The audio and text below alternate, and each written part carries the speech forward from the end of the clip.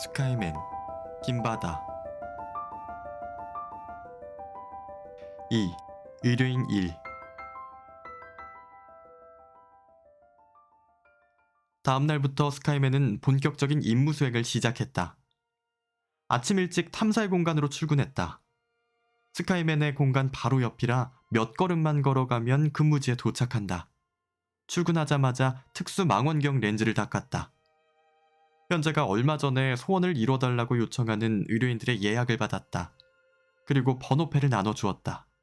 그 첫 번째 번호패를 받은 의뢰인일이 탐사의 공간으로 들어왔다. 어서 오십시오. 이 특수 망원경에 주소를 입력하고 돌리면 주소를 찾아가서 보여줄 것입니다. 스카이맨은 망원경에 주소를 입력하는 부분을 클릭하고 기다렸다. 의뢰인은 잠시 고민하다가 말했다. 갑자기 우리 집 주소가 생각이 안 나는군요. 수원시 어디더라? 그 다음 주소가 통 생각이 안 나네요. 의뢰인일은 주소가 생각나지 않자 무척 당황해했다.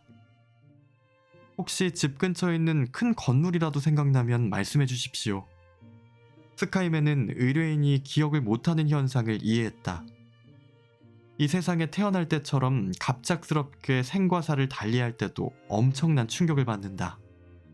그 순간 기억을 잃게 되는 경우가 다반사이기 때문이다. 아, 네. 우리 집 바로 옆에 수원화성 연무대가 있었어요. 스카이맨이 수원화성 연무대라고 주소창에 입력했다.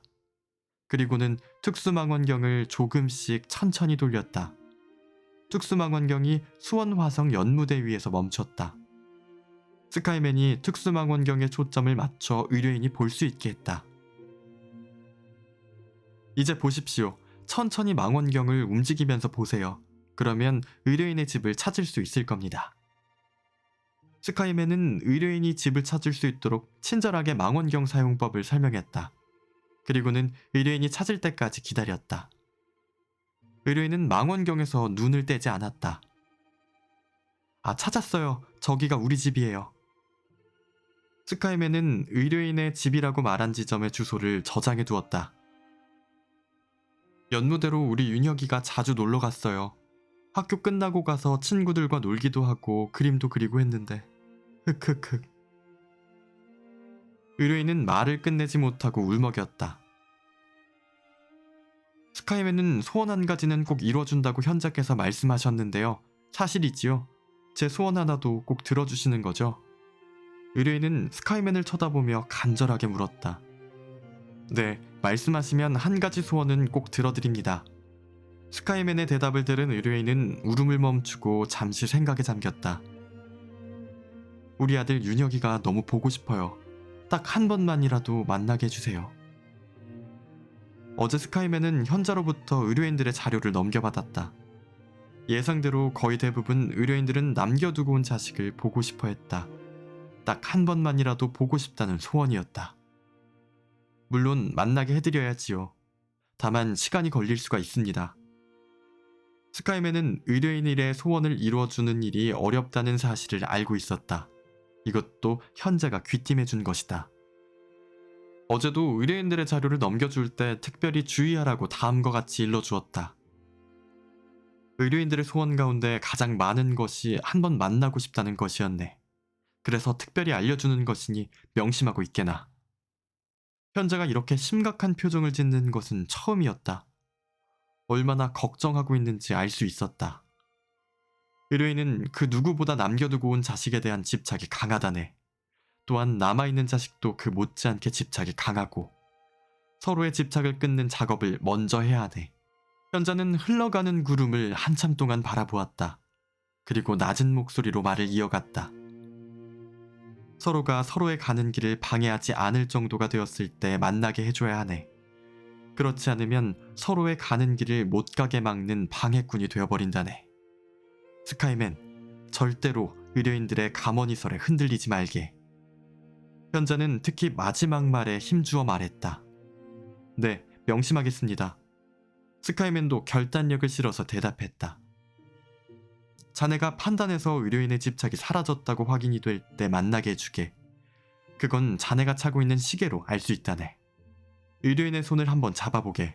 그리고 시계 액정에 나타난 숫자를 확인하게. 그러면 가능한지 아직 선수 작업이 더 필요한지 알 수 있을 걸세. 땅의 세계에 가서도 마찬가지라네. 의뢰인 자식의 손을 잡아보게. 그러면 바로 알 수 있네. 꼭 이걸 명심하고 미리 검사하는 걸 잊어서는 안 되네. 현자는 만약에 닥칠 위기 상황을 미리 알고 있는 것 같았다.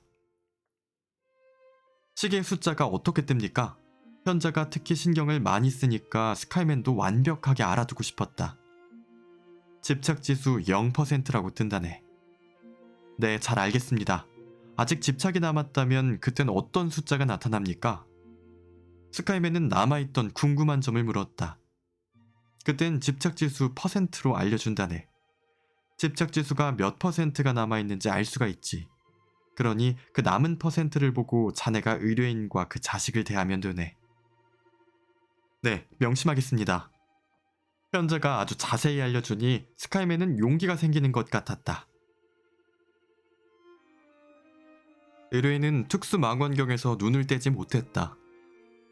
윤혁이가 학교에 가고 있어요. 고개를 푹 숙이고 걸어가네요. 의뢰인은 잠시 망원경에서 눈을 뗐다.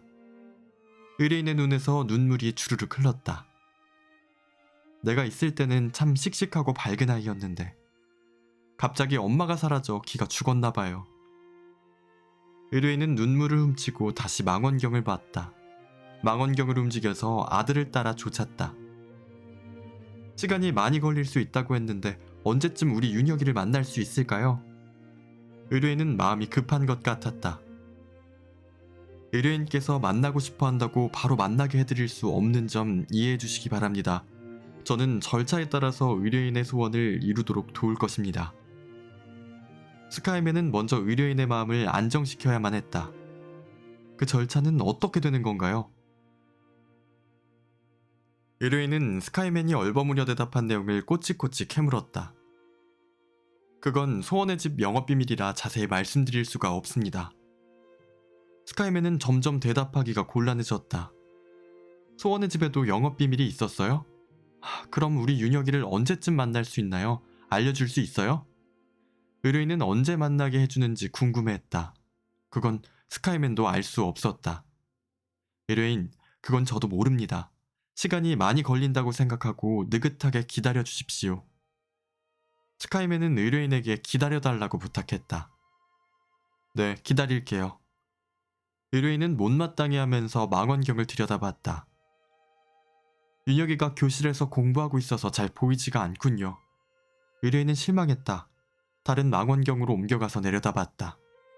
이 망원경은 교실 안이 보이는군요. 의뢰인이 서쪽 망원경을 보면서 말했다.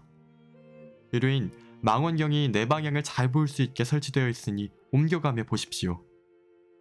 스카이맨은 의뢰인과 땅의 세계에 남은 자식의 집착 지수를 어떻게 떨어뜨릴지 고민에 빠졌다. 지금은 보나마나 100%로 꽉 차 있을 게 뻔하다. 0%가 되려면 어떻게 해야 될까?